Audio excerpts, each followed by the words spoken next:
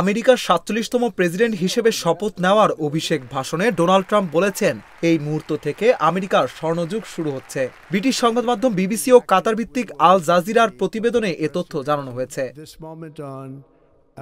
২৫০টিরও বেশি design option নিয়ে Walton smart fridge, বোঝে আপনার প্রয়োজন। সোমবার শপথ নেওয়ার পর এই ভাষণ দেন ট্রাম্প। এতে তিনি আমেরিকাকে অগ্রাধিকার দেওয়ার অঙ্গীকার করেছেন। নিজের রাজনৈতিক প্রত্যাবর্তনের প্রসঙ্গ টেনে ডোনাল্ড ট্রাম্প বলেন, আমি এটার প্রমাণ হিসেবে আপনাদের সামনে দাঁড়িয়েছি যে অসম্ভব বলে কিছু বিশ্বাস করা কখনোই উচিত নয়। অসম্ভবকে সম্ভব করাটাই আমরা আমেরিকায় সবচেয়ে ভালো পারি। ৪৭তম প্রেসিডেন্ট হিসেবে দায়িত্ব নেওয়ার সময় একটি নতুন ও সফল যুগের সূচনার ব্যাপারে আশাবাদ ব্যক্ত করে ট্রাম্প বলেন, পরিবর্তনের জোয়ার দেশ জুড়ে বইছে। সূর্যালোক এখন গোটা বিশ্বে ছড়িয়ে পড়েছে এবং আমেরিকার জন্য এই সুযোগটি কাজে লাগানোর সময় এসে গেছে।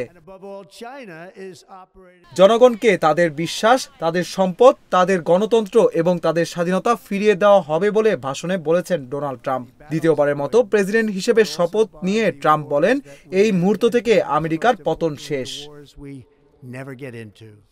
ভাষণে ট্রাম্প তার দৃষ্টিভঙ্গি তুলে ধরে বলেন, আমাদের সার্বভৌমত্ব পুনরুদ্ধার করা হবে, আমাদের নিরাপত্তা পুনরুদ্ধার করা হবে, বিচার ব্যবস্থার ভারসাম্য পুনর্বিন্যাসিত হবে। আমাদের শীর্ষ অগ্রাধিকারের মধ্যে থাকবে একটি গর্বিত, সমৃদ্ধ এবং স্বাধীন জাতি তৈরি করা। আকাশেও আমেরিকার আধিপত্য বজায় থাকবে উল্লেখ করে নতুন প্রেসিডেন্ট বলেন, মার্কিন নভোচারীরা মঙ্গল গ্রহে গিয়ে বিজয়ের নতুন ইতিহাস রচনা করবে।